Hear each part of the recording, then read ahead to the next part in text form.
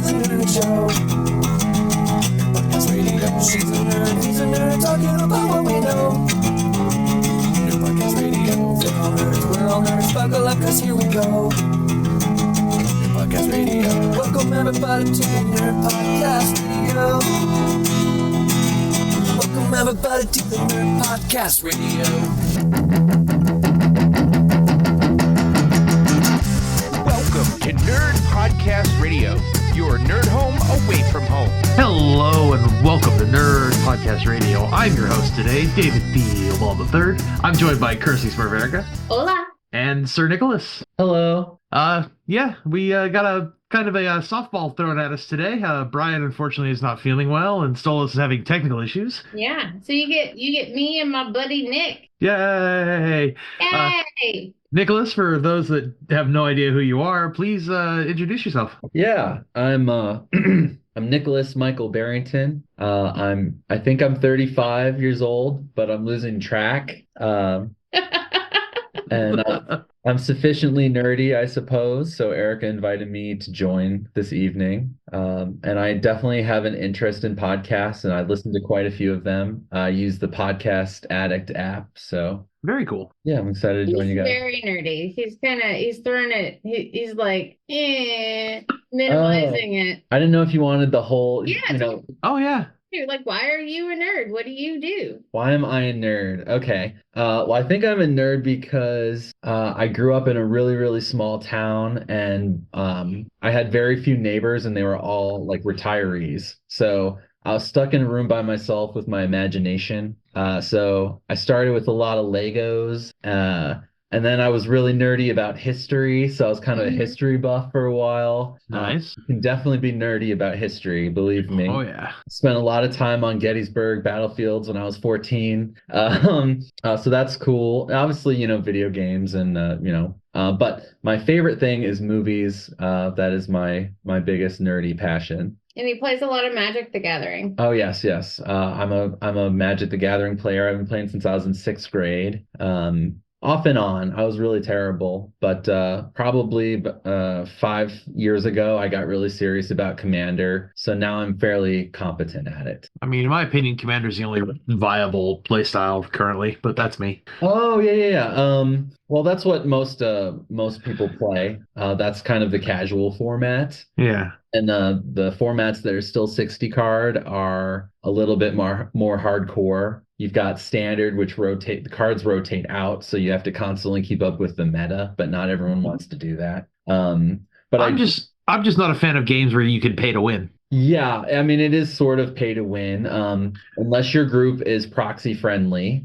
So you can always, if there's some really crazy card, you can proxy it, just print it off, and then it becomes a 30-cent card. Or there's a new bracket system. Since it's a nerdy podcast, I guess I can go into the weeds. Ooh. There's a bracket. So actually what happened is a few months ago, there was an independent fan-led committee of people that basically determined what cards would be banned in Commander. So the Wizards, the Coast, and Hasbro, they didn't actually control that. It was this like cabal of people, and they banned 2 cards that were like the banning was sort of met with a lot of hostility. It was very mixed opinions on if those cards should be banned or not. And there was so much backlash that people in the committee started getting death threats. Wow. So they decided after years and years that they weren't going to do it anymore. And they turned over shepherding the format to Wizards itself. So Wizards made these new brackets where you can still play with really powerful cards, but then your deck is in a higher bracket. So like if you wanted to get into it and not spend a boatload of money, you could just make your deck designed to be in a lower bracket. And when you go play with your friends or you go to an LGS, you can play in like bracket 2 instead of bracket 4. So then you don't have to spend as much money on all the most efficient cards possible. Neat. So there you go. Yeah, so just make it one or a two deck and you'll be good and you'll be on a budget for sure. Awesome. And that's why Nick is nerdy.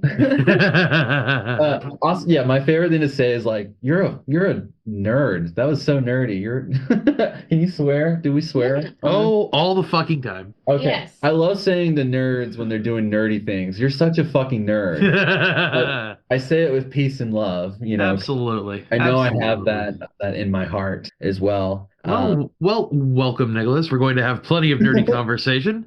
I Sure. believe the topic we've picked for tonight, we're going to discuss movies and films directed and produced by those that have passed recently, unfortunately, I believe was the topic we came up with. Yeah, well, I was thinking about this, and Nick and I were talking, and it just seemed like a great way to honor those people that have recently passed and talk about, the cool works they've done. That's a great idea. But first, But first, we're going to play everybody's favorite game, What's Nerdy with You, where we all talk about the nerdiest thing we've done in the last 2 weeks, and we vote using the patented Mike Myler widget system. all right, nicely done. We have a Very tradition. We have a tradition around here where the guest goes first. So, Nicholas, what's been nerdy with you the last couple of weeks? Yeah, yeah. So I've lost a lot of sleep lately. When I do this, this is when I feel nerdy. I'm very self-aware and self-referential about it. So that's what came to mind. But I really like the Total War video game series. Mm-hmm. If you're not familiar with it, it's basically like it combines the nerdy historyness with video gaming. I've been playing Rome and losing a lot of sleep and accidentally staying up all night long because I've been Carthage and Carthage is a really difficult campaign. That's where Hannibal came from, but it's in Africa. So in real life, they own a part of they basically kind of went into Spain. And then from Spain, they went through the Alps. See, I can tell you're already like, ah. Oh no, I'm good. I love this stuff. Go ahead. So I've been listening. I guess this is kind of nerdy. I should bring this up. I've been listening to a podcast called The History of Rome. And the more I listened to this podcast that told me about the history of Rome, then I've actually been enjoying the Total War series a lot more because once I learned all about Carthage, I realized when I started the campaign why they had which units in different places. So I've been playing as them and trying to defeat the Romans, and there's 3 different Roman factions, and it's really tough. So I've been really obsessed with that lately. And also I've been watching Gladiator and Gladiator 2 kind of. I haven't seen Gladiator 2 yet. Yeah, it's good. It's good. I've heard good things. Yeah. People say, usually when they critique it, they say it's a worse version of the first movie, but that's still fine. You still get to see Rome rendered with modern technology. There's really cool sea battles. And this one they focus more on, showing quiremes and quinquiremes and terrain. So that's fun. Because I mean, Jumbo Jet accidental shot aside, the first Gladiator was quite good. Yeah. The first one's a Stone Cold There's classic. a jumbo jet? Yeah, one of the scenes in the Coliseum, the camera's pointing up at Russell Crowe, and you can see off in the distance there's a fucking jet liner in the air. I love that. And So it got through the continuity sensors. nobody noticed. So Nobody noticed. There's a chariot. There's a battle in the Colosseum where they're being attacked by multiple chariots. And at one point, one of the chariots, it flips over. Oh yeah, you can totally see It's the over. pneumatic system underneath it. You can see like the compressed air tank Oh. that they use to like make, create the propulsion to make it flip over. Oh yeah. So I guess they were playing it fast and loose with that movie. All right. Oh yeah, always fun. All right. So What about you, David? What have you been nerding over about? let's see. I have been so we had the Pathfinder Society in Southern California had some interesting news. Our local game convention has actually been selected to help host part of PaizoCon at the next convention coming up in May. So we're going to be setting up a lot more. We're going to try and have a much bigger footprint in the con than we have in the previous few that have gone on. So I've been trying to help organize that and get that going. And they're starting to put together the call out for GMs of who wants to play what. So it's gonna be interesting and fun. Are you doing first ed? That's what you're doing? Probably. Yeah. I don't really like second ed, but I'll do it if I have to. That's why I'm asking. Yes, I'll probably be running first ed stuff, but That is nerdy. to Oh, have yeah. a preference on first ed or second ed Pathfinder. Oh yeah. Yeah. Yeah. I've never found a good group, so I've never actually really enjoyed D&D or Pathfinder. You should poke the lady sitting next to you. She's actually quite a good GM. I don't doubt it. I'm sure I've gotten invited. I've offered to GM a game or to put together, a game of like people that didn't suck, because we all know that there's always that one guy or girl that's like, I want to play, and then they're min-maxing, and then they're like rules lawyering, or like they're like, no, I'm gonna look that up out, let's meta this shit. Like, nobody likes those people. It's about playing because it's fun. It's about having a character, playing a character, and even if you die, being that character through whatever adventure is thrown at you. So I want to buy you a T-shirt. It says the rules say you're wrong. Plus, they also say you're a dick. Exactly. So, no, I've said, hey, I'll run a game for you. But that's so kind of you to say I'm a good GM, David. Oh, I had a lot of fun in the game we were playing, even the short time we were able to go. It was great. So Yeah, I do need to give it another chance. My group, like half of them would just show up late all the time. Welcome to D&D. It would start at 8, and then they'd roll in 40 minutes late with, a Taco Bell bag in their hands. And then I remember one time they were like, we got to print off, our character sheets. And then the dungeon master there, it was his house, he was like, oh, I'm out of ink on my printer. And then they were like, they had to run to a local college to print off. Oh my God. It was the worst. Well, I, as a GM, have solved those problems. I do a potluck every time we do D&D. And so I make the main course, whether that is like either enchiladas or, whatever it is, right? I make that. And then all the other players bring a side, and then you would be amazed at how much people show up on time when there's potluck involved. When there's food involved, they show up. They don't want it's like, I know I'm going to be fed and it's going to be delicious, because we never skimped on whatever the main course was. Nope. We made like really good stuff so that like people would come. If you feed them, they will come. If you feed them, they will. Exactly. And now with D&D Beyond. Yeah, 5th edition has never been easier to play completely online. You don't even have to print anything out anymore. You don't have to print shit out. Oh, they're taking the friends out of they're taking the physical social interaction out of it. No, not at all. You can just play with the laptop or tablets around a table. You just don't have to print out physical paper anymore. Got you. That would make a lot of sense. Our character sheets on our phones. Yeah, that's actually really cool. And you could do it anywhere. Exactly. You're at the bus stop. You're between classes. At the dentist office. So, but yeah. So that's my question for that. Cool. So, Erica, what's been nerdy with you? So I've had a strange couple weeks with my dental emergency, right? So one of the things that happened was while I was waiting to get into the oral surgeon, I had to be on copious amounts of pain medication, which makes life very interesting. Some would say fun. And so Saturday, Chris was like, let's go to Micro Center. I haven't been to Micro Center in a minute. And I was like, Nirvana. I was like, okay. I mean, I like Micro Center sober. I really like it on copious amounts of pain pills. Apparently, I talk to everybody when I'm on lots of pain medication. So you like Micro Center, right? Have you ever done Micro Center on weed? Exactly. But I got this awesome mouse. See it? Ooh. If you'd like to see the mouse that Erica's showing everyone, go to patreon.com/nerdpodcastradio and you can get access to our video feed. Yeah. Yeah, it's a very awesome mouse. It's really hard to find a nice mouse because I have really tiny hands. And every time you see like a really nice gaming mouse, it's always like way too big for my hand. It's very uncomfortable. So I found a mouse in this really awesome mouse pad, which has kitties and pentagrams all over it. Little tarot cards.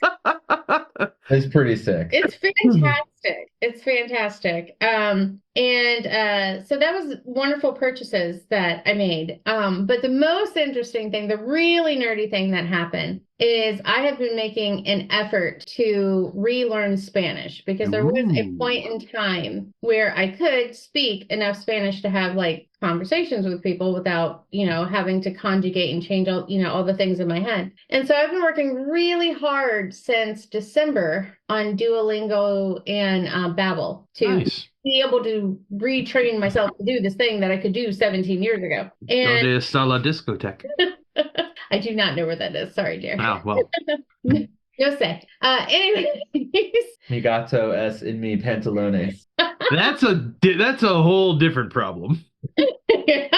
So, but while we were in Micro Center, I heard this lady speaking to who I assume is her husband, and she would speak to him in Spanish. He would answer her in Spanish, and then she would turn and talk to her kids in English. And I was like, at some point I go, wait, does he speak Spanish? Does she speak Spanish? I'm super. Oh my God. Oh my God. Okay. So I went over and I just struck up a conversation in Spanish with them. And apparently it went very well because I knew where they lived, where he worked, why they were at Micro Center. Wow, that's you just knew all this information? Like, wow, talk about a stalker. No, I'm kidding. I'm kidding. I was just like asking him, and he was, and apparently my Spanish was good enough that he was like, oh, I know, and we had a nice conversation. So that's my nerdy thing, is I am reawakening my Spanish in Micro Centers. Hola, mucho queso. Chalupa. That is crazy. Oh, that's funny. All right. We're doing good. So the patented Mike Myler widget, the way the patented Mike Myler widget system in our voting works is we get a number of widgets equal to the number of guests plus one, and then we vote on who had the nerdiest thing. So as you went first, Sir Nicholas, please, how do you vote? You have 4 to give out. We have 4 widgets. I have 4 widgets, but there's 3 of us. Mm-hmm. Correct. I guess I'll give each of us one. Okay. And what would you like to do with the remainder? Man, I would like to give it to Erica, but it's not for anything she said. She told me all about how she works with bees the other day. Oh, yeah. And it was the nerdiest thing I've heard in a really long time. So I feel like she's probably told you guys about bees on this podcast, so I won't reiterate. But she gets the bonus one because of the bee conversation we had the other day. Alrighty. They're quite complicated. Awesome. They're very complicated. I'm going to give 3 to Erica because I'm afraid of her, as we've established. And then Nicholas, I'm going to give you 1 as well because magic stuff is nerdy as fuck. Erica?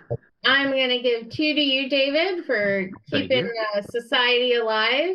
And I'm going to give 2 to Nicholas. Yay! All right. Well, about magic, I play casually. As in, I have a deck or you have a deck. Let's play. That sounds fun. But he's way more into it. Yay! All right. Well, Erica, you win with 5. So the widgets will apparently they're packing themselves into a golf cart. It might take them a while to get there. All right. A golf cart from California, yeah. Yeah. Stay off the freeway. Yeah. It'll take a while to get to Texas. So, but they'll get here when they get here. Yep. Alrighty. So, topic. We were going to be talking about films and movies. Same thing. I'm bad at this. We're going to be talking about movies that have been made or produced and starring celebrities that recently have passed. Yep. So, Nicholas, what's your favorite Gene Hackman movie? Oh, okay. That's such a good question.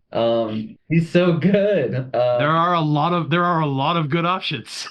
I really love this man, but 2 of them like immediately popped into my head. Okay.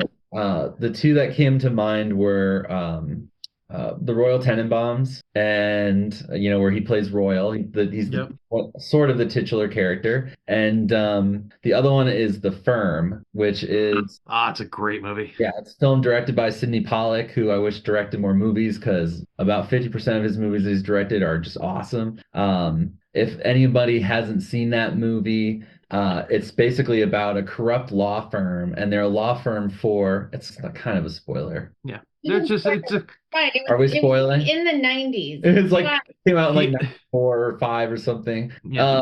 But basically this young, bright whippersnapper, Tom Cruise, who is a fantastic lawyer, he gets sort of brought into this law firm in Nashville, and or not Nashville, Memphis. It's way too good to be true, and of course it is too good to be true. He makes all this money and gets all these perks, but that's because their client is the mob. And Gene Hackman plays a character that sort of like takes Tom Cruise under his wing, and he's sort of the mentor character, and he's just so amazing because and this is true for a lot of Gene Hackman roles. He's like super charming, and he's also like very competent, and you kind of like want to be him even when he's the bad guy in a movie. It's a great movie. That's got one of my favorite jokes in it too. Which one? Which one? A bunch of lawyers are having a meeting and go, well, I think that takes care of everything except one thing. What? Who do we bill this hour to? Yeah. For sure, for sure. So not only is like and he's really funny too. He's always really funny, even in dramas. This is a drama, but he's hilarious in this movie. And he towards the end you realize there's a ton of depth to his character because he feels like his soul is gone. He feels soulless. Like working for this corrupt law firm has killed his humanity, and he's like estranged from his wife, and he's always sleeping around on her. He actually gets a little bit of redemption in the end. It's great. Yeah, and he does. He has the opportunity to get redeemed, and I'm glad you've seen it. And I love that movie. Yeah, one of the last performances by Wilford Brimley before he passed, unfortunately. Oh yeah, he's good. But a lot of great twists and turns. Even though we've spoiled some of it, if anyone's listening that hasn't seen it, I want to say it was streaming on Max. Or something. I'm sure it is. Yeah, one of the streamers I watched it on a few months ago. So definitely great film. How about you, Erica? So I have to see a face. So I know what his face looks like, but then I'm really bad with like what movies he's been in. So I was cheating. I was trying to look at them. Oh, you were looking already. Well, I couldn't get there. So if you want to pull it up, that's fine. His IMDb? Yeah, it is IMDb. Because, I do this all the time. Like, I'm really bad with names, but I'll remember, like, faces really, really well. And I know Gene Hackman's face, so... Rolling Stone's 20 Essential Gene Hackman movies.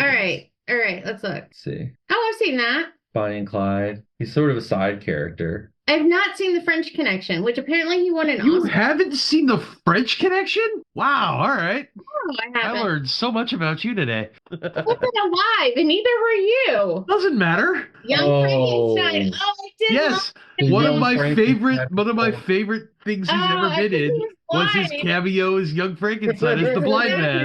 It was so Wait, where are you going? I was gonna make espresso. Oh, Superman. That's right. He was Lex Luthor. Lex Yes, he Luthor. was. Yeah. I never saw that. Hoosiers. I've never seen that. Mhm. I did see The Firm. Mhm. I did see Mississippi Burning. I remember I really liked Mississippi Burning a lot. Unforgiven. So good in Unforgiven. Crimson Tide. I Oh, watched one when I was a kid. I love that movie. I'm not sure that's a kid movie, to be honest. It's He wasn't Get I Shorty. totally forgot about him in Get Shorty. That was He's really- so good, and he plays a really skeezy film producer who Yeah. makes like B movies. yeah. I mean, some of his comedic roles too were great. There was what was the name of the heist movie with the ladies? Heist. There's literally a movie called Heist. Yeah, there's that one too. But no, so it came out in I want to say 2000s. It's about a con artist and her daughter who are working over men for their fortunes, and Gene Hackman plays one of the Johns. What the hell's the name of this movie? Now, apparently in Heist, he's the thief. Mm. Yeah, but I did remember him in the Royal Tenenbaums. I love the Royal Tenenbaums. I thought that was such a fun. It was so different when it came out. Yeah, for sure. Yeah, it was a different movie. I was like, this is quirky. Yeah. I enjoy this. Wes Anderson's vibe is kind of well known now. Yeah, at the time it Yeah, wasn't, when you though. go into a Wes film, if you're a fan, you kind of know what you're going to get. Yeah, Oh yeah. Back then, it was definitely still super fresh. yeah. Start Because of he the did Hotel Budapest, right? Grand Budapest Grand Hotel. Budapest Hotel. Yeah, but before Tenenbaums, he did not to go off on a Wes Anderson tangent, No, that's fine. but he This did is what we do, tangent. he did Rushmore and Yeah. Bottle Rocket. Mm-mm. I love Bottle Rocket so much. Not Gene Hackman isn't in it, but the Wilson brothers are. Heartbreakers was the name of the movie I was thinking of. Heartbreakers, cool. Okay. Yeah, it was great. I watched a Gene Hackman movie recently that I never saw before called The Quick and the Dead. Oh, that's a great Western. That one's good. Said that with Yes. you. Erica just brought it up the other day, and I watched it really late at night. It was like Yeah, it's a 2 good in one. the morning or something. But I do want to give a shout out to that movie because it's sort of a spaghetti Western, but it was an American film production. So it's really fun to just have a quick draw contest, and he's the bad guy. You know, he's playing a bastard, a charming bastard, like he typically is. So I loved his role in Enemy of the State again, opposite Will Smith. Yes, yes. That was a good one. So good. So many good movies. And More of his comedic when he played the coach in The Replacements with Keanu. yes, he's great in that movie. that's a sports movie, isn't it? Yes. It's a sports movie, but it's so funny that It's a sports movie, but it's not a sports movie. You do not have to like football to. No, you don't. But I don't know if this is common knowledge, but it was as ridiculous as the movie is. It was sort of based on a true event. There really was a shortened strike year, and the Washington Redskins really did, have a replacement team that beat Dallas, and they didn't get the NFL license, but it's kind of fun. The Redskins don't exist anymore, yeah? No, They've been renamed something else to be, politically correct. now they're the commies. I don't think that's true. I don't think that's true, first off. I mean, They're the Commanders. Oh, okay. are they? Okay. Yeah, they're the Washington Commanders, and I think that's right. I don't know. I'm not a sports guy. Uh, Go local sports team. Go sports ball. Yay. Do the thing with the ball and the points. Go balls deep. That's a whole different issue. we're not sports people, but we did watch the Super Bowl just because I enjoy the halftime shows. The Superb Owl? Yes, the Super Bowl. Nice. I enjoy the halftime shows, and I enjoy the commercials because as a marketing person, I always kind of want to see like what are they gonna do. I'm really curious. Dude, what was the Open AI commercial? I remember really loving that one. It was just sort of like art. It was very artistic. I don't remember. I was hoping if I mentioned it, you would have remembered. No, my favorite one was Seal as a Seal. that Did he do the song? Absolutely. Oh, that's great. Sometimes I feel sad for celebrities that end up like pigeonholed like that. Yeah, like they that's good. they're like Ludacris was in a commercial recently, and they were like, "This is ludicrous," and I was like, State Farm. I just remember thinking, or like when they get like they'll get like Def Leppard, and they all look like 600 years old, but they are like 600 years old. So yeah. They put them in the same clothes they were in the 80s, and then they like sing their popular song. I don't know. I think that's great because I think that to me, things like that, like the Seal commercial and like the Ludacris thing, while to your point, it's not like high art or something. It's lowbrow. But at the same time, for it to be important in the social sphere, we all have to agree that what they did at that point in time where they were at their top was worth revisiting now. Okay, so it's sort of a victory lap. Yeah, it's a victory lap. And it's not just like their victory lap, like, hey, don't forget about me. It's us going, we appreciate you. Don't you forget about me. We can't go any further than that. Stop. Amazon. All right, Erica, it's your turn to come up with a question when you're done. Copyright stricken. What? So it's your turn to come up with a question when you're ready. Oh, when I'm ready. Oh yeah. Here's Erica. I do have the list of people that have passed away in the last couple of years. Don't know where you want to go. I mean, there's lots, right? I'm looking at the list right now. It's usually how that works, yeah. Too many. However, The one that I think a lot of people aren't really talking about very much, even though it just happened, was Michelle Trachtenberg. Oh yeah. Like, I I was honestly really don't know what shocked. I don't know exactly what she's been in. The last thing I remember seeing her in really was like Eurotrip. Apparently she was in Gossip Girl, which isn't my thing, Yeah, but I never I saw it. watched her in Buffy. Yeah. And I loved her in Buffy. I haven't watched her in a ton of stuff. I'm not saying she made like a huge, dent, but she made a dent in, I mean, because Gossip Girl was huge, right? I wasn't a fan, but apparently it was a phenomenon, and I can respect that. I wasn't in the target audience, so I never saw it. And neither was I. But I was for Buffy. I was absolutely the target audience for Buffy. Oh yeah. And her character, when her character was first introduced, I was really annoyed because I was like, Buffy doesn't have a sister. This is That was the point. I know that was the point. But I was annoyed because I felt like they were trying to force it, right? They weren't trying to. They did force it. They did, but Josh Whedon trying to force something? What? Why do I feel like Buffy is the Rosetta Stone of Erica's personality? how so? Like if you watch every episode of Buffy, that you just understand you better.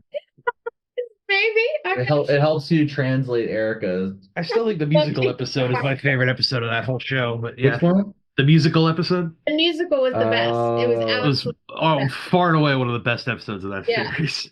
But what I was trying to say is, credit to her is I didn't want to like her, right? Because she was being like this character was being forced down my throat. And, but her acting was so good. It was very genuine. Like I truly believe that she was like this lost little girl who had no idea she wasn't supposed to be in this world and just wanted everybody to love and accept her, even though her sister was the one that, had all the powers and was like phenomenal. And she's just like the little tag along. Like she played it so well for just a silly teen sitcom, whatever you want to call Buffy. I mean, I think I think it started as that, but then ended up being something completely more than that. Yeah. But no, like I mean, to me, that's a credit to her skill as an actress that she could change my mind because that's really hard to do. Oh. Yeah. Once I have like made like this is I am put my line in the sand. This is it. We are not doing this.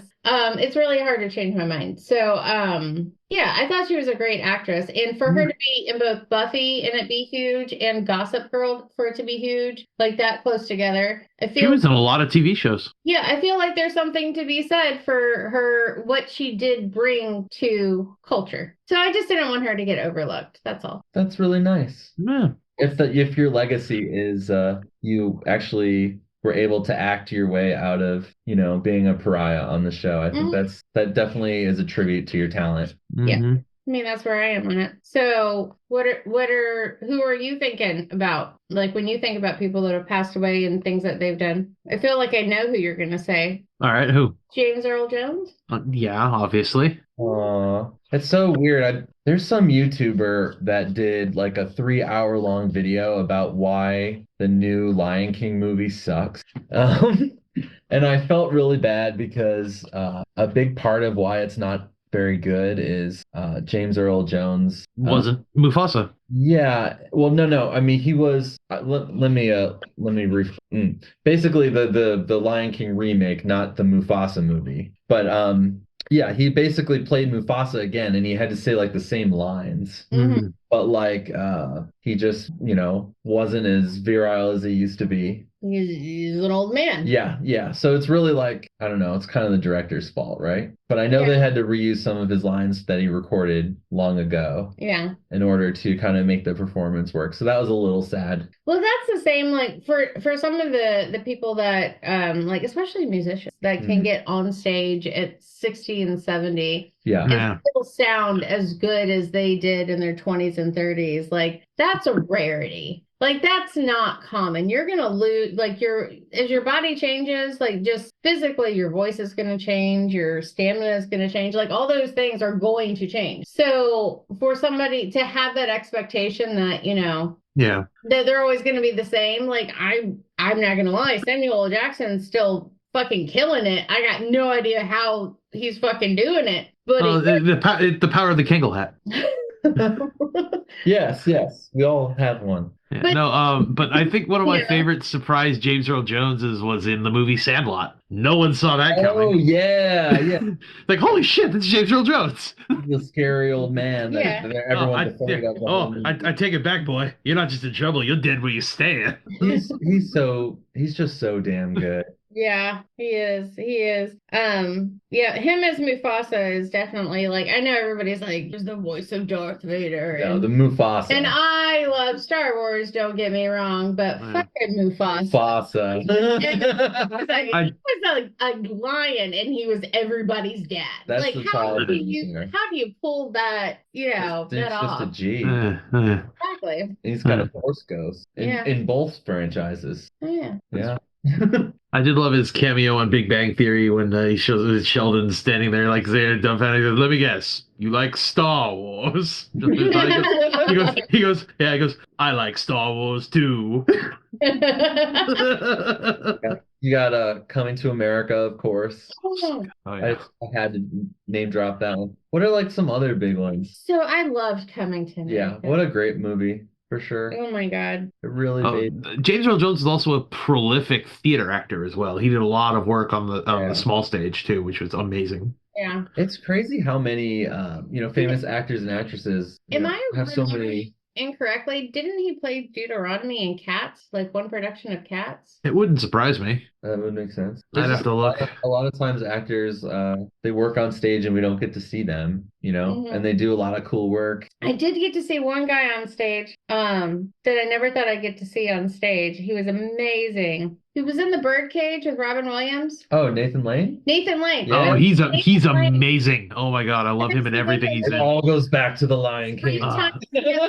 What is I that? love him in everything he's in. For Hitler and Germany, the producer, Yes, the producers. and Matthew Broderick's in that movie, who's also Yep. Lion King. Yeah, so I was like, oh my God. Then I got to see that I think it was at the Chinese theater. It was That's amazing. It was You have to awesome. see producers, and oh, that's so The producers are so good. so Yeah, cool, I also got Erica. to see I love that. Wicked in the Chinese theater. Cool, very cool. Nice. I would love to catch the producers sometime.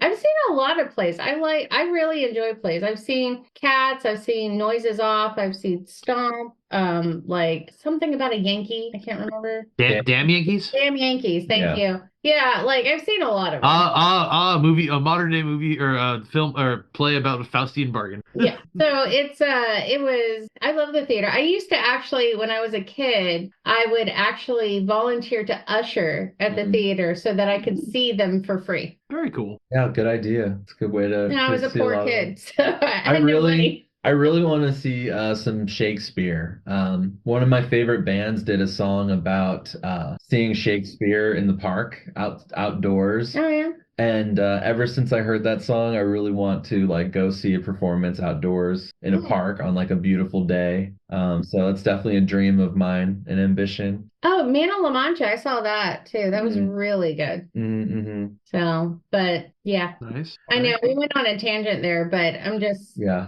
saying. Which is perfectly okay. Oh no, I know. I'm just saying now. Nick, it's your turn. Yep. Okay. There's one I want to mention kind of quickly, and then there's one I feel like we have to get to. Okay. Because people are going to be like, you guys got to talk about that one. Okay. So the one I want to mention quickly is Carl Weathers, who's Apollo Creed in the Rocky, Yeah. which is where I know him best from. And God, Apollo's so fucking cool. I loved him so much. He's a big guy, right? He was he was Apollo Creed. He was like the antagonist to Rocky. Yeah, yeah. Yeah. He was a big guy, right? What do you mean? Yeah. Like, wasn't there a picture of like Rocky was really small and he was really, really big? Yeah, I think that was sort of a character to kind of play up the the fact that Apollo was the champion and Rocky was the nobody that nobody had ever heard of. I thought because Sylvester Stallone is actually kind of on the short side, he was actually even taller. I thought that was like Yeah, that was a big part of Very it. well built, Carl Weathers was in a lot of stuff. He's great. super cool, super suave, super buff man. He played movies. in Mandalorian. He played the guy that was giving out the jobs. yeah. Yeah. Yeah, so definitely, yeah, I want to give him a shout out. I love him. Don't want to forget him in this. And I feel like the one we have to get to is David Lynch. Yeah. I thought you were going to say Donald Sutherland. No, no, no. I'm a Souther fan, definitely. Love Clute. You guys should watch Clute if you've never Oh, watched that one. so good. Yeah, that one's so good. Dude, you're so cool, David. I love movies, so I mean, always it's have. not like no one's ever heard of Clute, but I don't know if there's hardly anyone in my life I could have name dropped that to. Seriously. I'm not good with names. You have to show me images. Oh, got you, got you. Well, it's Jane Fonda is like a prostitute, and Clute is like a sort of like, I don't know, what is he? Is he like a detective? Something like that. Yeah, he's like a private eye detective. Like a private yeah. eye. Was this in like the early 80s? No, even earlier than that. 70s? Yeah, probably 70s. The Okay. best cinema, the best decade for American cinema of all time. But and Jane Fonda is Barefoot in the Park. Jane Fonda is my favorite. But no. So yeah, I feel like we got to get to David Lynch. David, what's your favorite David Lynch project? Oh God, there's so many good ones, but honestly, I think my favorite film that he's done that I can easily say would have to be Dune. Really? I love that stupid movie. Really? I love it. I love it so much. Such a stupid movie, but it's so good. It really was. But you know what? I knew. Okay.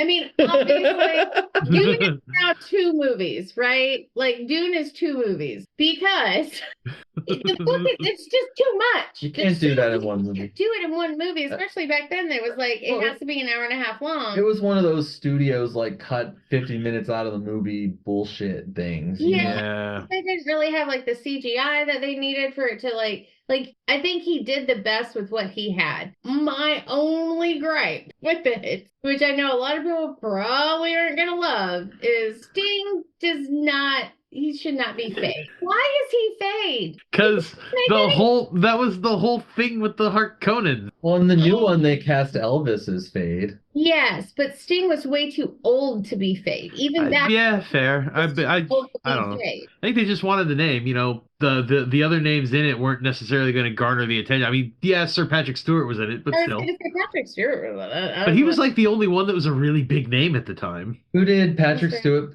play in that one? He was. I don't know. The Master at Arms, wasn't he? Yeah. Oh, was he Duncan or? No, I don't. No, he wasn't Duncan Idaho. Wasn't Duncan? He was alive at the end of the film, so I don't remember his name. Gurney? Gurney. Yeah, Gurney.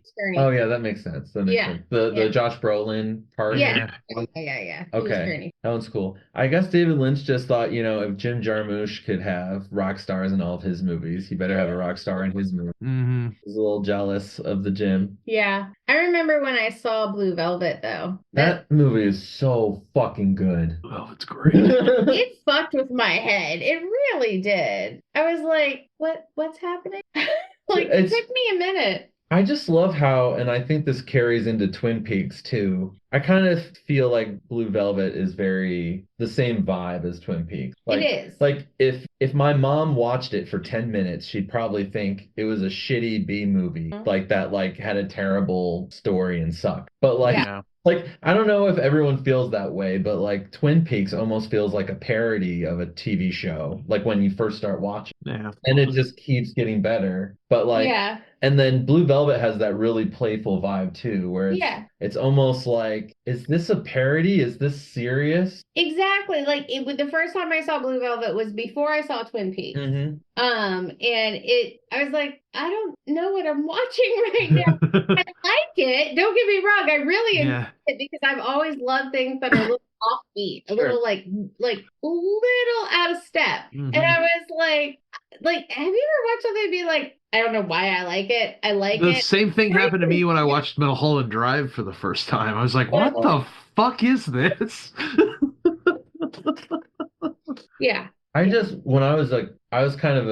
was a kid that really loved crooner music when I was really young because my dad was a truck driver and my grandma used to watch me a lot because I kind of had a single mom experience. Yeah. Just because it was only mom that was around most of the so she always let my grandma watch me. So I'm kind of an old soul. And the reason I bring that up is because I really loved Blue Velvet, even as a 6-year-old kid. Yeah. I knew who Bobby Vinton was. Yeah. So like that adds like just a different layer to me Yeah. to that movie. Like the name of the movie. Because I love that song, I always wanted to watch that movie before I even knew who David Lynch was or anything. I was like, I gotta see that movie. And then it just adds to the creepiness of the whole endeavor. Of the whole thing, yeah. Yeah, for sure. I For sure. remember, when I saw Twin Peaks, I was like being a big X-Files fan because I saw it after I'd seen all the Were you X-Files. like, this is a shitty X-Files, blah blah blah. No, it was the opposite. Like I saw where it was like kind of X-Files and Yeah. kind of not. And again, that's that like just being out of step enough Yeah. to where it's like interesting, like you grabbed my attention. And I enjoyed it from the first episode. I was like, what's gonna happen next? What's gonna happen next? What's gonna happen next? And then there's like, and it just ended. And I was like, well, why? And then they did the last season, but I was like, thank God. Oh yeah, they recently got a chance. Yeah, they recently a few years finished back. it. Yeah. They were able to actually put a proper cap to that thing. Mm-hmm. Probably They because did. like over the years, through all the word of mouth, it ended up becoming way more popular by then than it was when it was airing, So they were like, oh, there's actually a lot of support for the show now. We've got a big enough fan base. There's enough thirst to where we can go back and do it again. There's an appetite for this. Yeah. So yeah, that was really cool. I just want to shout out really quickly, rapid fired, David Lynch in the Louis show. I know the Louis is canceled right now, but David Lynch's episode of that show is so amazing. He's teaching Louis how to be the host of like a late night show. And just some of the best work. I love him as an actor, basically. I want to shout him out as an actor. His role in The Fabelmans, where he plays John Ford is, I don't know have you seen The Fabelman, David? A long time ago. Okay. So yeah, so for anyone who doesn't know, it's basically Steven Spielberg's movie about himself. He basically made his own biopic. Good for him. But at the end of the movie, like the last scene of the movie is he meets John Ford as a teenager, which really happened in real life. Not a teenager, maybe he's like 20s. But the movie's good, but like the best scene in the movie is that one. So if anyone wants to just go to YouTube, watch the David Lynch scene where he plays John Ford, who is a famous Western director who like directed The Searchers and Stagecoach. But he's so fucking good in that role too. I don't want to do any of his lines because I won't do him justice. But yeah, I would just like YouTube that scene for sure. Yeah, we'll have to YouTube it later. Yeah, it's so good. Another actor that passed that was sad to see go, as he's been a comedic staple for decades, was Jerry Stiller. I don't know, Jerry. Who's that? Oh, he's most well known as playing I absolutely know him, on Seinfeld. Yeah. Yes, the dad in Seinfeld. Yep. Fucking hilarious. Yes. Oh yeah. It was, yeah. So good. And now Shelley Duvall was in The Shining. Did she ever do much else? She's in Annie Hall. Is she? Okay. I've never seen Annie. What? Really? Man, don't go. That's what I go down to. Oh yeah, you're right. We won't do that. Yeah, but she's awesome in The Shining. She's so fucking good in The Shining. I think she won like a Razzie for worst acting, and all those people can go to fucking hell. Yes, she's walking. She's like whining a lot because her husband is gone. Oh my God, that's right. I forgot. She's trying to kill her. She's in fucking Suburban Commando. Oh. Yeah, but yeah, I think a lot of people just didn't like that she was like screaming a lot, but it's a horror movie. What are you gonna do? She's so good. She was in Popeye. She played Olive Oil in Popeye. Oh yeah. And is that the Robin Williams one? Yeah. Yeah. Very cool. Very cool. Yeah, she was great. A lot of people die. A lot of people died. Yeah. So many people. Yeah, for sure. Mm-hmm. Man, I don't know. It makes me sad. But the thing is it sucked. But at the same time, we all died. This was the thing. We're all gonna die. Mm-hmm. And I feel like the more we like talk about it, like the better it is for us as humans, but these people, and I think this is what, was a really good reason to be talking about them, is because they're going to live forever.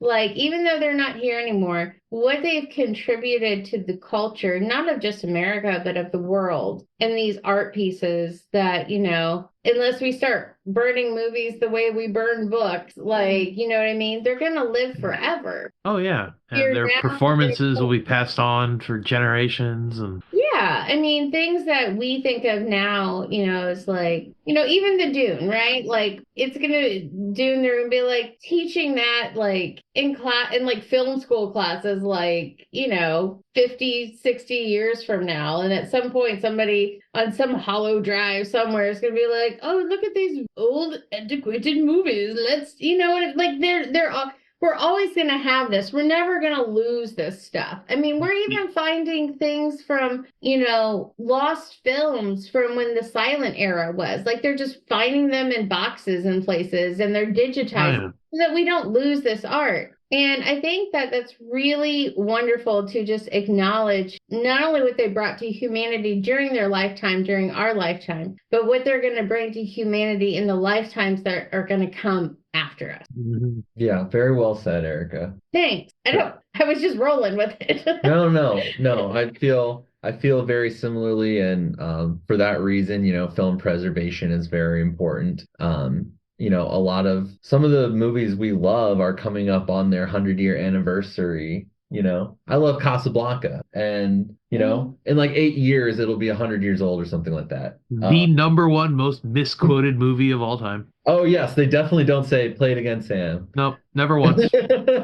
Yes, never once. No, they never say it. Yeah, I love that movie. But yeah, you're right. There's I don't if anyone's seen Babylon, which is the newest film from the director of the director of La La Land and Whiplash. Nice. Very famous movie star. Brad Pitt is stars in the movie, and he's sort of like the classic silent era star who's the huge star of his day, and then once sound happens, he can't really transition to talkies very well. And that's not what I thought that movie was about. Continue. Well, he goes to their marketing needs to be revamped. The marketing was absolutely terrible for Babylon. It's an awesome movie, and I think a lot of people didn't see it. It was about war. You thought it was about war? I thought it was about a war. Yes. I'm not gonna lie. That was horrible marketing. Someone did a bad job, and Erica's in marketing. I mean, you want to talk about movies about the silent era? I didn't know that. Yeah, it's great. So it follows three or four different main characters, and they all represent different aspects of the film industry from the 20s. Okay. And then it kind of takes them through into sound pictures and how each of them sort of navigated that well or very poorly. And the reason I bring it up is because his character, once he's so frustrated and finally starts to accept the fact that he's never going to be a big star again, he kind of has a little bit of a relationship with like a film reporter, someone who would work at like E! News or something at that time, that kind of an equivalent. And she has this really beautiful speech about how your time in the sun is over, but anytime someone puts your film through a projector and shines a light through it, you'll live forever. Yeah. And you'll be immortal. No one will remember me, but even though it sucks right now, you're the one who's going to live on, not the rest of us. So yeah. I mean, I have this conversation with Chris a lot, and I know some people are probably going to be like, thanks, Erica, for bringing it down, but I'm never going to do that. I'm never going to be a film actor. I'm never going to, create music or something like that. Like, I'm just not that type of person. Like, I wish I had that creative thing. I am jealous of people that do, in the way that, like, I'm happy for them, but also like, fuck, I wish I had that kind of talent. You know what I mean? Because I'm going to be forgotten. Like, when I die, my kids will remember me. If I'm lucky, my grandkids. If I'm super, super lucky, my great-grandkids. And then I'm going to be a name on Ancestry.com and a census. And that it. You will also be a voice in the annals of Patreon when the Patreon archives are uncovered. Well, I guess that's true. I guess You really it get those plugs in there, David. does. He's allowed 2 per episode. That's the rule. The one where you brought it up when Erica showed her mouse, I was like, okay, that was pretty smooth. Yeah. I try. Brian's the one good. that likes to be a jerk about it. Yeah. I at least try and make them relevant. Yeah. But no, I guess that's true. At least I will be a voice in the ether. Yeah. You know, like, So long as the servers hold out. yeah. I don't know where you guys host your podcast. Do you have your own website? No, not yet. No, we host on SoundCloud, I believe. Yeah, it's SoundCloud. I've been coming down on Brian about that for like 3 years now. And he's always like, oh, I don't know if we have the money. I'm like, we fucking have the money and you already bought the domain and you pay for the domain every year. Let's just get a fucking website. Right? He just doesn't want to build it. So, which I can understand. That's what it comes down to. He don't want to build it. I can understand that. He want to be the one to build it. Yeah, it's a lot of work. But he's I the can tech guy. design So. it. I have no problem. I'll design it, but he's got to fucking build it. I spent half my, you saw me designing stuff today. Like, this has to go here and this has to go here. Like, If you build the website, you get a year free of the Patreon. Yeah. Anybody who's in our Patreon. Yeah, I just work here. We're I can't listening. make those kinds of claims. No, I can. I will make that I'm right. just the guest. Do not take me seriously when I say stuff like that. Pay no attention to the man behind the curtain. I'm the producer. You can take me seriously, and we will absolutely honor that. Anybody that is listening that wants to build our website, we will give you Patreon access for no charge for a whole year. Back to the producers. If you got it, flaunt it, baby. If you got it, flaunt it. Love that. Oh, it's such a good movie. It really You gotta do is. the Mel Brooks episode. Both of them are really good. Oh yeah, you're right. You're right. The Gene Wilder and the Oh yeah. They're I do beautiful. miss the only thing in the Gene Wilder one is when they did, obviously after they did the musical on Broadway, they fleshed out a lot of the music. Yeah. Sometimes when I go back to the original now, I'm like, oh, the Springtime for Hitler section isn't as good as it is in the new one. Little stuff like that. But obviously that's a total nitpick. But then you get Gene Wilder, so that makes up for it. Yep. I love Gene. Yeah. He's amazing in everything I've seen him in. And he passed away recently too. So a while ago. yeah, but it's still recent in my heart. I was like, no, that was a while Probably ago. because I just watched his documentary a few weeks ago. So Oh, okay. he's pretty fresh to me. But yeah, he was another, hero that passed away. I wish he did more stuff. I feel like he did, but like for like the last 10 years or so, he like All right. he was We gotta- mostly an author. All right, we got to do it. Favorite Gene Wilder performance. Erica, go. Blazing Saddles. All right. I'm sorry, it's true. He's the best of that. Oh, he's amazing in Willy that. Wonka is really A close second. close second. I actually up there somewhere I have a Willy Wonka and the Chocolate Factory like limited edition box set thing because I love that movie so much. But he's the best in Blazing Saddles. You, Gene Wilder? I mean, Young Frankenstein. I mean, come on. Yes. I don't want to. No. I mean, Willy Wonka is amazing. And he really made that. It probably would have been a movie we all forgot if he wasn't cast. He made the entire film, and he had so many fantastic instincts, and he was able to tell the directors, and they listened to him, and that was very smart on their part. And just Young Frankenstein. I've watched that movie on cassette tape, on a DVD, on a Blu-ray, on Wherever you watch that movie. on a stream, and I'll watch it again. Is there a 4K? I hope so. But it's Frankenstein. What knockers? Just every fucking thing he says in that movie. And then when he turns it up and he gets all crazy and he does the "It's Alive," and the scene, It's alive. the scene where the constable comes to like check on him, and he's like Playing darts. messing around with the hand, and then he's Gene Wilder's got like the other people's hands. Like they end up doing that bit on it's so good. anyway years later. It's so good. Yeah. I mean, they do the one with like Colin. Oh yeah. They're like one of them is the other person's hand. Yes. Then you can't control them. Yeah, like God, every scene in the movie is just so good. Like when I was a little kid and he like stabs himself in the beginning with the scalpel, Mm-hmm. when he's like, I'm worried about the preservation of life, and then he like pretends he didn't just Class dismissed.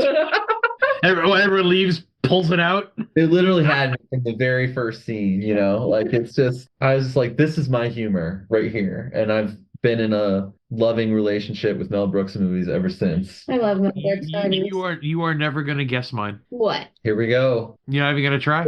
The Will and Grace, the episode of Will and Grace. No. Don't play the guess game. What are Okay, fine. It was his role opposite Richard Pryor in See No Evil, Hear No Evil. Oh, yes. I would love to get That movie is fucking amazing. I admit I haven't caught that one yet, but He plays a deaf man against Richard Pryor's blind man who have to work together to thwart murderous thieves coming after them. It's Yep. great. Really, you've never seen her? Oh, good. I am aware of it because I've seen a lot of clips because the documentary talked about it. Oh. You know, So good. apparently Richard Pryor was in pretty poor health for a little while, and that was like kind of a comeback movie they did Mhm. because they'd done several movies together. Yeah. So they kind of got the band back together, and that ended up being a pretty good experience for them. But yeah, that's a really fun idea. When I was a kid, I read a book called The Ear, the Nose, and the Arm, and it was about three detectives, and each of them, as you would imagine, had a really good sense of one of them. Oh, one of the So together they were full. But yeah, no, that's a great performance, David. I appreciate you bringing that out. You continue to impress me on the film deep cuts. Thank you. Yeah, we definitely It's a passion of mine that I don't bring up often enough. No, you don't. And I'm always talking about movies and stuff, and you're like, hey, I don't know. I'm bringing it out in them. you must be. I don't know. I've talked to David for what, 5 years now or something? Yeah, something like that. Didn't realize he was so into cinema. Oh, not until right now, because he never, and we talk about movies all the time, and he's never this passionate. He's never bringing this shit up. So, David, what are like a couple movies that you really love? Nothing crazy, just whatever came to your brain when I said that. Yeah, no, I've got some odd ones that I've always been. What just really hits your soul, you know? Well, it's like I said, there are some that I just absolutely adore, even though they're terrible. Like one of my all-time favorite, yeah, I'll watch this movies is the modern Wild Wild West. Oh, that stupid movie. I love it so much. Kevin Kline's good. Oh yeah, guy's ridiculous. Oh, Kevin Kline is another one of those actors that is just amazing in most things I've seen him in. Him and Dave was just a fucking tour de force. Dude, he's the voice of I don't know if you've seen The Road to El Dorado. Oh yeah. That's one. Oh God, I love that. I love that movie. As an adult, I still rock that movie for sure. That movie is the quintessential guide to why you don't let a bard and a rogue go off on their own together. Yeah, that's true. It is. They should call that place Cheldorado. He's so oh yes, the scene where she is most definitely not kissing his mouth. She's definitely doing something else in one of the yeah, for sure. Oh yeah, because it is so not actually a Disney movie, even though it's done in that style.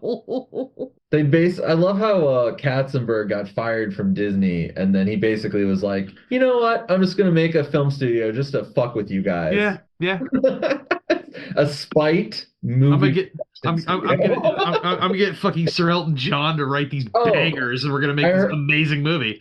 Oh yeah, they're like, hey, Elton John and Hans Zimmer did Lion King. We're gonna hire them. Fuck it. They're like, hey, Pixar's making an ant movie. We're gonna make an ant movie. Bug's Life? Yeah, Bug's Life. That was so much better than Ants. Was terrible. Way better than Ants, but what are you gonna do? It still had I think Sylvester Stallone played one of the ants. Yes. So we got some celebs for sure. Yeah. But yeah, Road to El Dorado. It's one of my sister and I. Oh God, I love that movie so much. You fight like my sister. I fought your sister. That's a compliment. That's when they're faking that fight, right? Yeah, they're just so good. It's so natural and organic. You believe they're like the best of friends that ever were friends. Like I said, it's literally why you don't let a rogue and a bard go off on their own. True. Shenanigans ensue.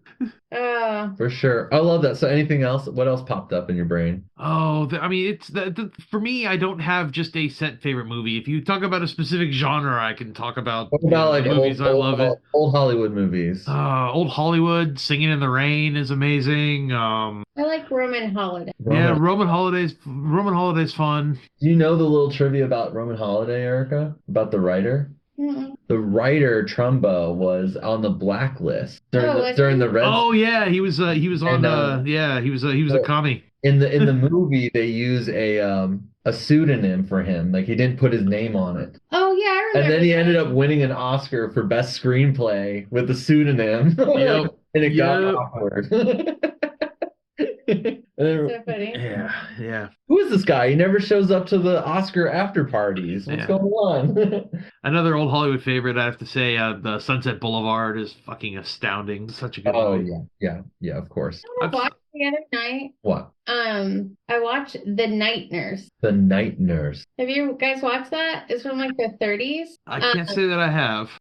What's his name? God damn it! From Last time I saw a movie like that, it would have Where? cost me like $6.99 in a hotel room. Gone with the Wind. Oh, Clark Gable. Clark Gable's in it. Ah, Clark Gable's in it, and he's the bad guy in it too. interesting. Yeah, Ooh, yeah. that's kind of uncommon for him. Yeah, it was really good. I was like, so I was like flipping through HBO, and Rowan was wanting to sit and watch Ooh. TV with me. So I was like, what could I possibly put on that she would not? Rowan's gonna not like. And She's gonna not like She's gonna enough go to that bed. she's just gonna go to bed. Exactly. So this was like Saturday night or something. So you turned to 1931's Night Nurse. Well, okay, I was on HBO, and it was like They've got a ton of great old movies on recently HBO. added. It Netflix. was recently added. Yeah. So I'm flipping through, and I'm like, perfect. She's not gonna watch a old school black and white movie. I'm gonna put this on. It's gonna bore her. Let me guess, she loved it. She's gonna no. She walked out. Okay. I was right. She walked out. But I was watching. I'm like, it's happening. Like, because I had never seen it. And- Erica, there's so many movies well, I was we like, could this we was could watch. so We're gonna get good. you. We're gonna get you all up on the I mean, October I'm- spin. All right. I'm down with. Barbara Stanwyck is in that movie as well. I don't know who that is. I'm also a large fan of Started foreign in, film, but go ahead. Yeah. Just really quick, she's in Double Indemnity, which is like one of the best early film noirs. Oh, Where okay. she like was one of the big she like kind of pioneered the femme fatale in movies. Oh. You know, like super sexy, seductive lady who like takes the man and corrupts him and bends him to her will. Film noir genres. So Yeah, that's cool. that one's really great. What was the foreign film you were thinking of? I Dave? say I'm also a big fan of foreign films. You talk about classic, the Kurosawa, the Seven Samurai. The yeah, old for foreign. sure. Oh yeah, so good. That movie is like you watch it and you're like, oh, do I really want to watch a 3.5 hour long movie? Yes, you do. And then you want to watch it. Like every scene is important and there's no fat in there. Yeah, And the remakes are okay, but they're not as good. The Magnificent Seven's good. The Bug's Life. yeah, Bug's Life. They did another one. Recently it was Cat. It was an animated film, a couple years ago. Cats versus I don't remember what it was called. They did a movie with cats. They did Seven Samurai. It was animated. It was literally the Seven Samurai, but it was an animated film. There's an anime called Samurai 7, which is sort of a steampunk retelling of it, which is kind of cool. Like a limited series. I don't think there's many episodes. I want to know what this cat movie is. Yeah, but of course, Kurosawa is great. Yojimbo is a good one. Ikiru. See, here's Akira's good. I'm so bad with names. Oh. I'm so bad with names. So you've but- probably seen some of these things and you just And I have no idea. Yeah. Like, I mean, one of the most beautiful things about my marriage is that I could start describing the plot of something to Chris, and then he'll be like, oh, this is the movie you're talking about. Or I'll be like, remember that person and they were in this thing and like this was their character? And he'll be like, oh, this is the person you're talking about. Because I have no memory for that sort of thing. It's because I have synesthesia. I have time-space synesthesia. So She gets to watch music. I do. I do. I watch music. Okay. Do you know what like so when you listen to hi-fi audio, this is actually really cool. If you close your eyes, you're probably really good at this.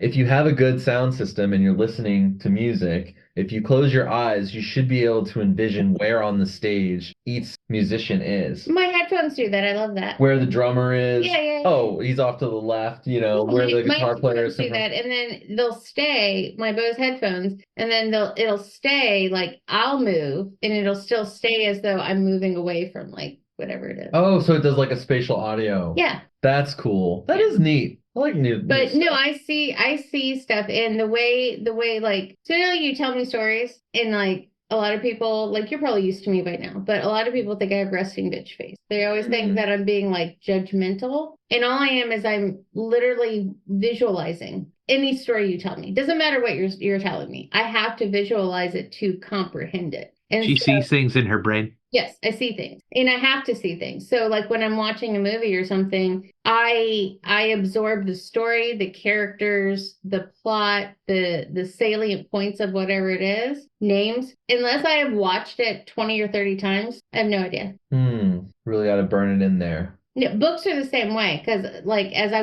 read books, I'm reading it and I'm creating the movie in my head, but I'll lose the names of the books or like the characters in the books. Like it'll just be like, this is the protagonist and this is what she feels and this is what she is and and then this. See, when I was a kid, television was called books. But I absorb all information. What's going on here? Where's the sports? We'll get there. And the only reason I remember the name of this is because I just watched it on Saturday. You just watched it. Just watched it. You'll ask me like 90 days from now, I will be like, I watched an old movie about a nurse. Yeah, and Clark Gable was in it. And like that'll be it. That'll be like, I could tell you the whole movie and everything that happened, but like I can. There's so many good movies. Erica, if you become my like Hollywood movie friend, that would be great, because I cannot get people like okay, so my friend John Gary Bush, he came over to my house. This was like 3 years ago. And okay, I'm gonna just say it. We might have been on, when we say drug stuff. Yes, absolutely. Okay, we were on acid. And I'm not a huge drug person. I've literally done acid twice in my life. But one of the times I did it, we watched The Lighthouse.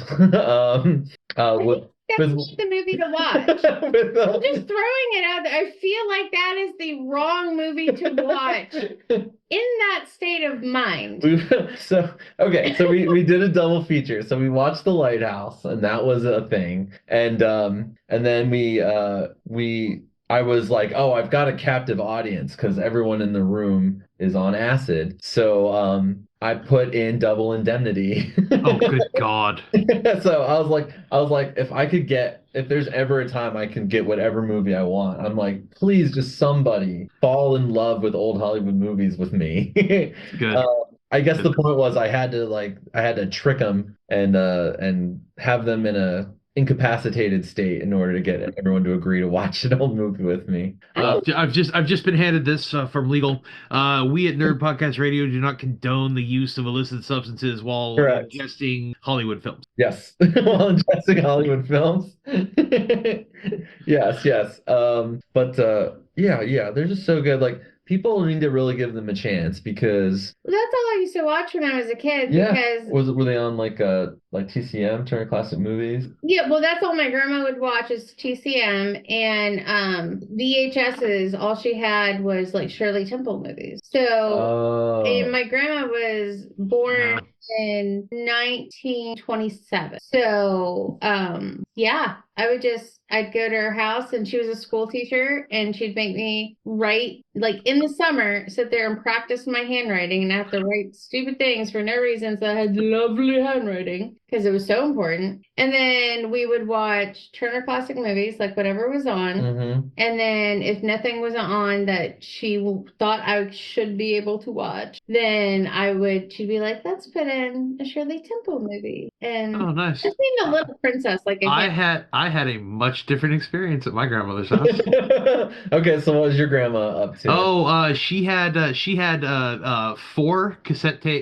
VHS tapes at her house. house. One of them was the two-tape version of DeMille's epic, The Ten Cecil Commandments. B. DeMille's The Ten The Ten Commandments. Commandments. She also Oh, had a yeah. cop. I She had watched a the Commandments. I'm surprised it wasn't like a 4-tape set. she had a copy of Charlton Heston and Ben-Hur. Ben-Hur, okay, I'm seeing a theme here. I've seen that, yeah. And Cleopatra. Cleopatra. and then my grandfather's contribution to that tape collection was a copy Before. of Patton.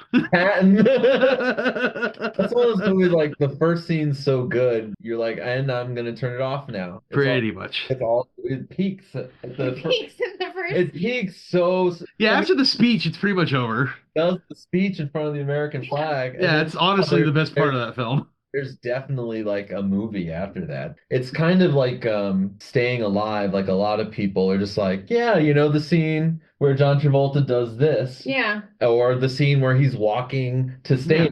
Yeah, right. Which is the first 10 minutes of the movie. But you watch it, and it's a really fucking good movie, and it gets into some serious shit about the Never urban seen it. experience. Yeah, a lot of people haven't because they think they've seen it. Like they think Yeah. like, oh, I know what it's about, but like Yeah. they really don't. And And the then character's brother's a priest that defrocked himself. yeah, oh yeah, and like one of the characters is like attempts suicide at one point. Yeah. Mhm. And like yeah, I mean, and they're all just trying to make their way in this world, but even so much it ended up becoming such a big hit they had to do a stripped down version for kids, basically for families. Oh yeah. Yeah, but Well, so because they also start going into the whole racial segregation and racism and all that at the Now I end of the want to film. watch this so- movie. Yeah. I wanted to watch it because I don't It's like good. John Travolta. Oh yeah, no, the end of the movie. There's a black couple who's the best dancers there, and the people judging the contest ignore how good they are and give it to the other folks. And John Travolta's like, no,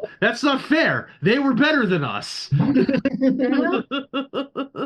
yeah, it's a good one. What's that? There is one John Travolta movie that I was like, oh, that's okay. I don't know. What happens in it? I'll try to do my best I Chris think it's impression. phenomenal. Oh, is the that one the where he becomes an alien and does the whole sunglasses thing. He is an alien. Yeah, that's phenomenon. Yes. Is that the one where he can like detect earthquakes in advance? Yeah, and it's like really weird. smart and starts like working on different Honestly, I've seen that movie twice. The only thing I remember is there's a rabbit that they can't figure out how it keeps he keeps driving the fence post and the fencing deeper in the ground and can't figure out how the rabbit gets into his yard. And John Travolta goes, "The rabbit's stuck in the yard and can't get out. That's why it's still eating your garden." Oh yeah. You trapped him in the garden. Yeah. And then the sunglasses thing. That's all I remember from that movie. Yeah.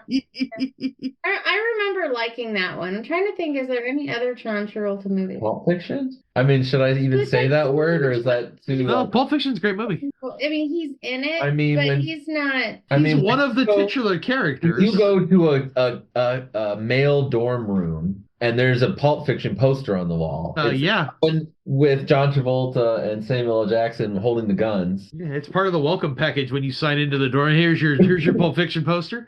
Here's your Bob Marley poster. Here's your disc golf bag. But I feel like any other actor that is in a scene with him, I feel like they take away from But him in that movie. he's the one who says, "I shot Marvin in the face." It's like the biggest laugh of the whole movie. Oh no, I shot Marvin in the face. What? Oh God. I like Pulp Fiction. When I think of Pulp Fiction, I don't think of him. I think of Well, yeah, of course. He Neil wasn't Jackson, the main character, but Bruce Willis and It's an ensemble. yeah, it is. It's an ensemble piece. Right. Yeah. But yeah. those are the people I think of when I think of it. The other three that aren't John Travolta. He's the last one to go, oh yeah, he was in that. Oh yeah. Like to me, like what kind of performance is that if like I mean, one of he's pretty damn good at that. And he's unequivocally the main character. One of my favorite performances of his, he's actually doing an impression for most of the movie. What's that? In the movie Face Off, John Travolta is doing a Nicolas Cage It's John impression. Travolta pretending to be Nicolas Cage. Pretending to be John Travolta. While Nicolas Cage is pretending to be yeah, I know. I saw it and I went, why did I see this movie? Dude, John the Woo. movies. I'm talking to John Woo right now. Oh yeah. John Woo, you directed You directed some of the best action movies ever. What was Broken Arrow? What the fuck was that? Oh God, that movie. Oh man, Based off, yeah. he directed the worst Mission Impossible. Like what? Mhm. What happened? He did Hard Boiled. He got too in. He got too up his own ass about his auteurism, and it didn't work. So many doves. Too many doves. Too many doves. A memoir by, by Tom Wu. Audiobook read by the author. You know who I always enjoy their movies. I've never seen one of their movies I didn't like is Baz Luhrmann. Strictly Ballroom, Romeo plus Juliet. Oh God, that movie I've was never seen it. so well You haven't done. seen Moulin Rouge? No, I haven't seen because it's a romance and I don't want to watch But it. that's It's really not that's the though. movie. I mean, I mean, yes, there is a romance story in it, but it is not a romance movie. Good God, no. Well, they market it as a romance movie, and That's I was like, because they no. wanted to get butts in seats. It's a tragic romance. Well, I only watched Romeo and Juliet because Erica, trust me, Moulin Rouge might have some romantic leanings in it, but it is not in any way, shape, or form a romance movie. And it's I promise you. Ewan McGregor gets to sing. Oh, and it's so David good. Bowie's in it. You I- love Bowie. It's so good. But you do have to understand my He's not in it, but he sings. He sings. He's on. my intense dislike of romantic movies. I still think Spectacular is one of my favorite forms of jumping between scenes. Dude, that movie's so good. The Roxanne cover. Oh God, yeah, it's great. Yeah, and it's just so good. The Yeah, whole it's not a romance movie. There is a romance in it, but it's not a real romance. She's using him, he's using her. I'm still waiting for the 4K, and that's definitely going to be.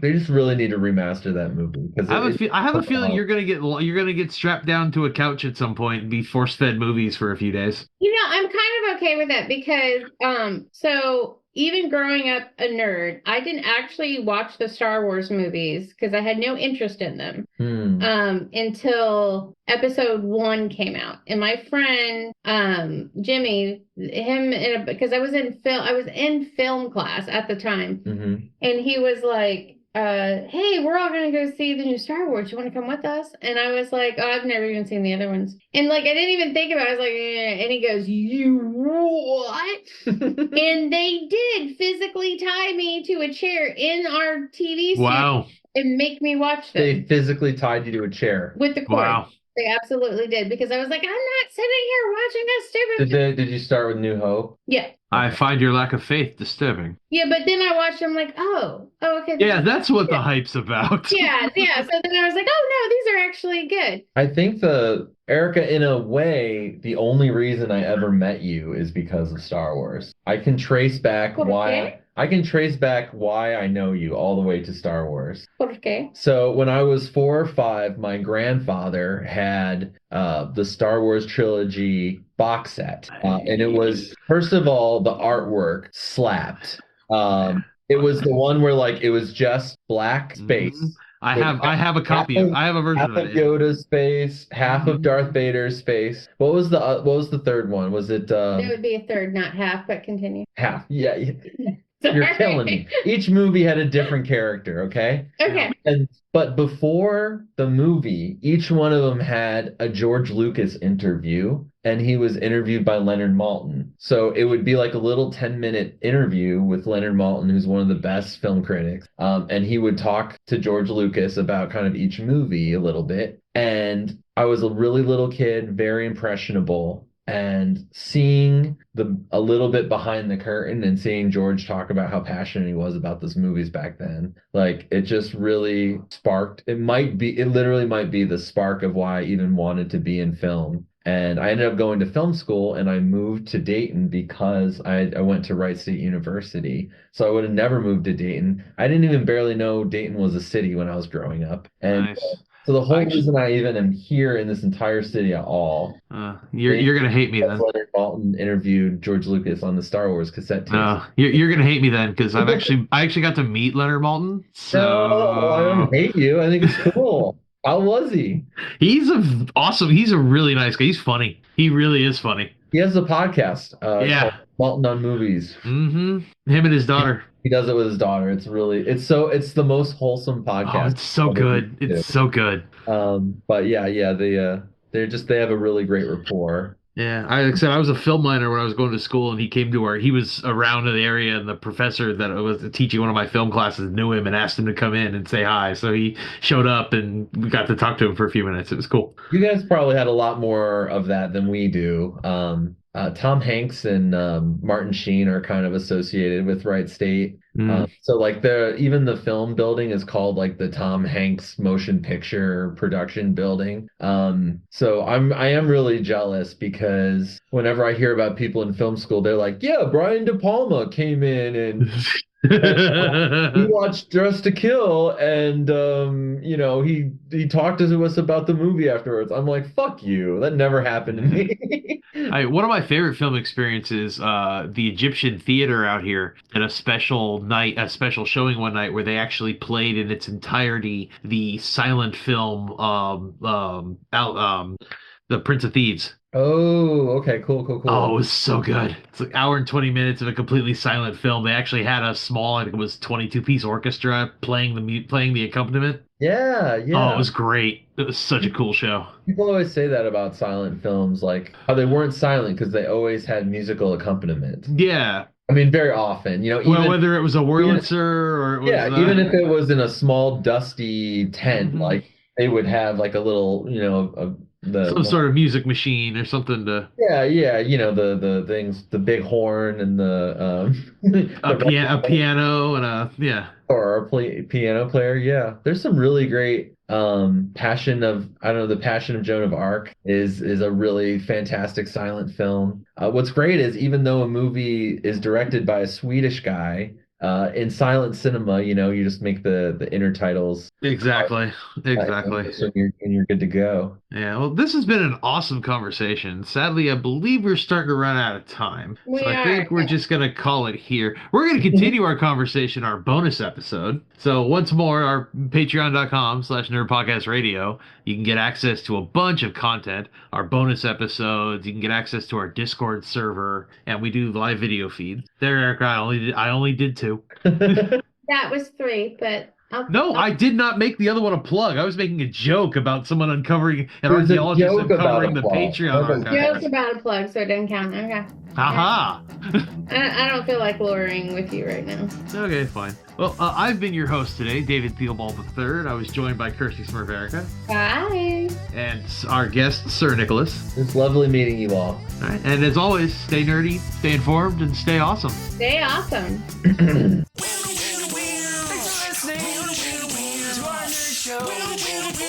Podcast Radio.